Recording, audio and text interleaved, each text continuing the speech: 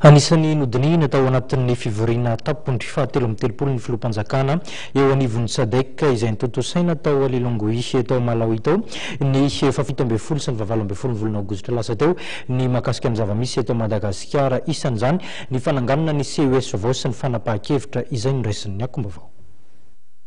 Mankasitraka ny fametrahana amin'ny fitsarana manokana amin'ny sahana ny fifidianana vaovao ny SADC tao anatin'ny fivoriana tampony filoham-panjakana ny tanterahana tamin'ny Malawi araka ny fanambarana ofisialy izay navoakany. Dingana izay nambaran'ity vondrona ity fa ahafahana mizotra mankany amin'ny fifidianana malalaka ary eken'ny rehetra eto Madagasikara. Ny SADC dia nidera ihany koa ny ezaka vitan'ny Madagasikara amin'ny fandrosoana mankany amin'ny fivoahana amin'ny krizy.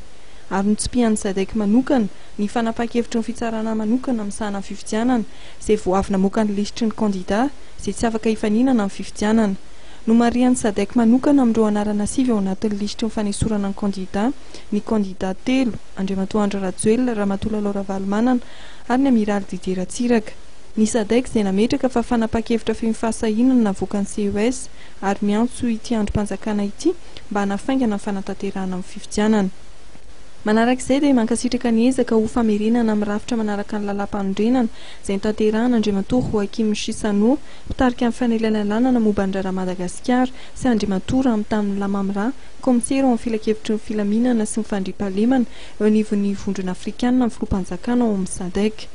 Nandritra ity fivoriana tampony filoham-panjakana ao amin'ny SADC tany Malawi ity noho ny fifidianana mitarika ny SADC.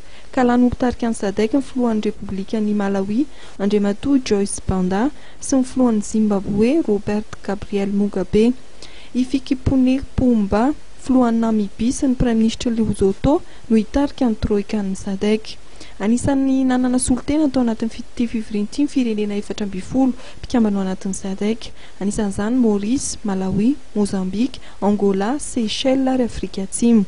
Niatrika ity fivoriana tampony fahatelo amby telopolo filoham-panjakana eo anivon'ny SADC izay nitotosaina tamin'ny Malawi ity ihany koa ny filohan'ny Vomera amin'ny vondrona afrikanina Ramatoa Nkosazana Dlamini Zuma ary ny sekretera mpanatanteraky ny SADC ary ny sekretera mpanatanteraky ny COMESA.